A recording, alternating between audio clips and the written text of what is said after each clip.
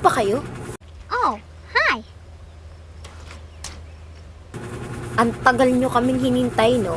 Aminin.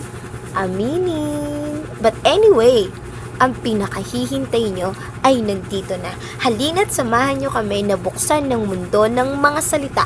And don't forget the hashtag the ABC of Awesome. Enjoy and God bless.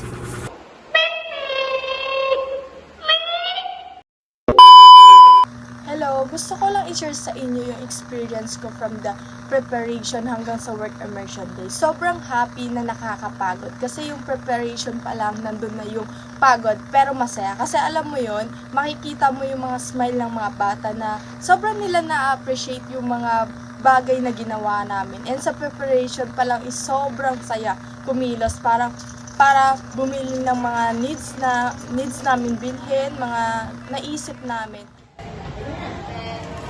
Kung makikita ninyo, ang dami naming mga printed copies, no? Mga folders, mga materials na ginagamit, diba? Aminin nyo, but guess what? Wala kaming ginastos dyan. Wala kaming nilabas na piso na galing sa bulsa namin para sa mga printed copies and folders na yan. Dahil lahat yan ay tulong. And thanks God, and super grateful dahil meron siyang binigay sa aming isang tao para tumulong sa amin. And yun talaga yung number 1 na natutunan namin, na kapag kailangan mo ng tulong, humingi ka ng tulong. Kasi iisa lang din naman yung goal natin at yun ay yung makapag-serve tayo sa community. And super thankful kasi ang daming pina-realize, ang daming realization that time. And ayun, mga printed copies na yan talaga, sobrang dami. And 50-50 kasi kami kung magde-decor kami or maglalagay ba kami ng mga design. Kasi yung budget namin dyan, to be honest, ay nakalaan na talaga for kids, para sa ipamimigay, sa pagkain nila, sa prices. Kaya 50-50 kami kung gagawin pa ba namin ganyan. And thanks God kasi ayun nga, may binigay siyang isang tao. And super grateful kasi nagawa namin.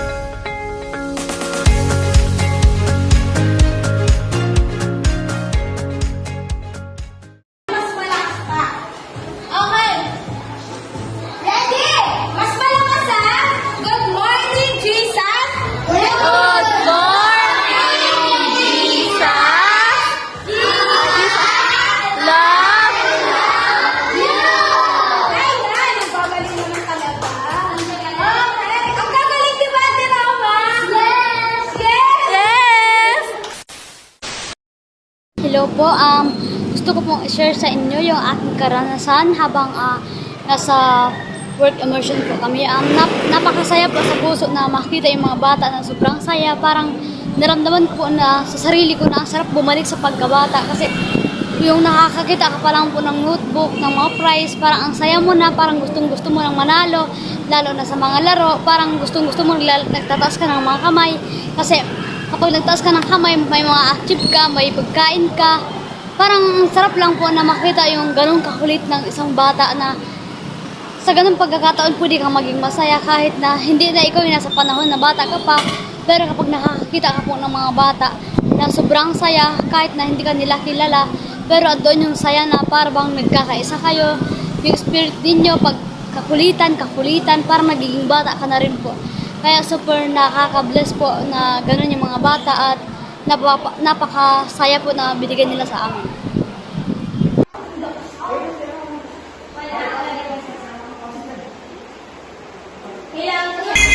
Hi guys! So ayun, nakakatuwa lang din sa program namin is estimated kasi namin is 10 children lang.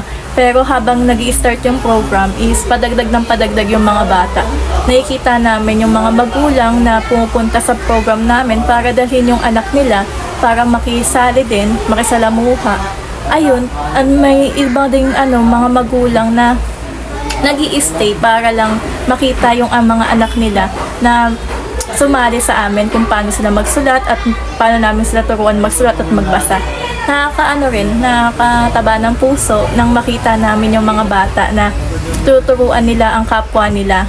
Yung mga, tawag dito, yung mga, mga ate, yung mga medyo, mga 10 years old, tinuturuan nila yung mga batang, na mas nakakabata sa kanila kung paano magsulat at paano magbasa.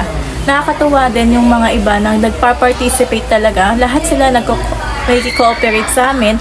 Alam nila kung paano sumunod sa instruction at alam nila kung paano magbasa ng English. Marunong din sila tawag dito, umunawa ng sinasabi namin. Lalo na yung pagsasayaw, yon, magaling sila dun sa pagsasayaw nila. Magaling din sila sa ginagawa naming games. Lahat naman sila is nakikooperate. Lalo na yung mga batang maliliit, hindi sila ganun kalikot. Umuupo sila sa tama nilang upuan. May iba naman ding nagpapaturo sa yung mga bata, hindi sila nahihiyang hindi humingi ng tulong. Hindi sila nahihiyang humingi ng tulong sa amin. Kapag hindi nila alam kung anong gagawin, kung hindi sila marunong magsulat, kung hindi nila naiintindihan, lumalapit sila sa amin para turuan. Para humingi ng tulong at turuan sila. So ayun, masaya lang sa mga bata na tawag dito, na nilalapitan ka, na alam nila na pwede kang lapitan kasi alam nilang tuturuan mo sila. So ayun, masaya na makitang na may natuturuan kaming mga bata. So ayun lang. Bye.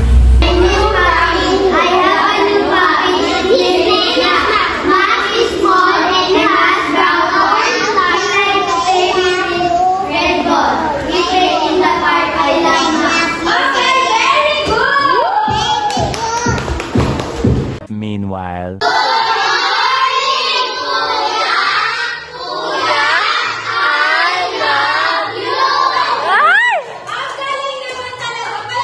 Asan yung I love you too?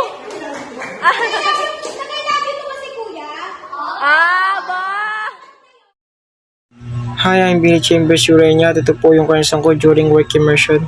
Nakakaantig lang po sa puso na makita yung napasaya namin yung mga bata sa simpleng pagbibigay po namin. Sa totoo lang po, nakakapagod kasi galing po ako sa Quezon City, tapos pabiyayos pa Manila, tapos papunta ng Baseco. Pero kahit ganun po ay nawala po yung pagod ko dahil nakita ko po sa kanilang mga ngiti yung tunay na saya sa pagpa-participate po nila. Kahit ganun lang po yung palaro namin, nakita ko po sa kanila. Nakita ko po yung sarili ko sa kanila na nakikipag-participate sa ganung mga bagay. Dati po parang ako'y napapasaya ng ibang tao, pero ngayon po parang ako na po yung nagiging reason para mapasaya yung ibang kabataan.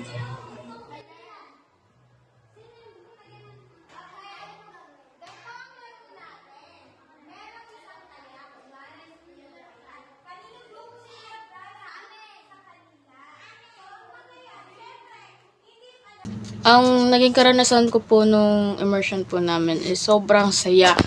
Kasi doon ko po na nakita na may mga bata po na sobrang grateful sa mga bagay na binibigay or ginagawa po namin. At hindi rin po maiwasan na may mga bata makukulit talaga po. Tsaka dito ko po natutunan yung habaan yung pasensya ko. Kasi maiksi po talaga yung pasensya ko, pero dahil po sa ganitong bagay na nagawa po namin is natutunan ko po kung paano mag-alaga, kung paano po i-handle ng mga ganung kakulit na mga bata po, no. At sobrang grateful din ako sa mga bata. Kasi may natutunan din po ko kasi may mga bata rin po pa talaga na grateful sa mga bagay na ginagawa or binibigay po namin kahit sa maliit na bagay lang po. Ayun.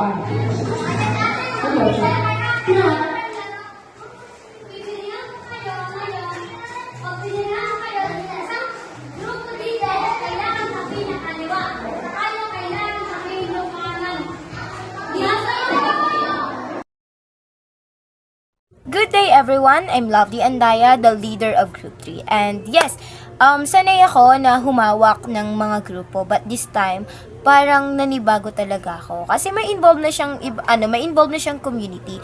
And first time ko lang din na magkaroon nga ng work immersion. So parang sobrang nanibago ako. And nasubok talaga yung skill ko as a leader. And so parang nawawala na rin yung hope ko kasi nga nakailang plano ko na kami. Nagkaroon kami ng plan A, plan B, and plan C.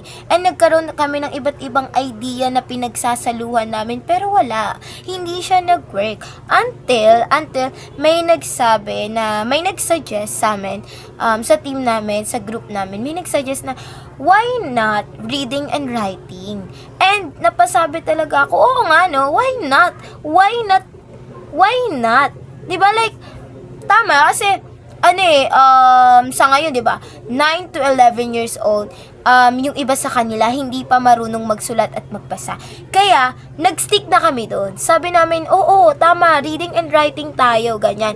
And gusto nga sana namin na turuan sila but in a different way. Kasi ang normal na paraan ng pagtuturo sa bata is may lapis, may ballpen, 'di ba? Minsan pa nga may pamalo sa tabi, 'di ba? Pero yun nga, binigyan namin sila ng tracing pad. And meron ako nakita doon na isang batang babae na nabigyan namin siya ng tracing pad.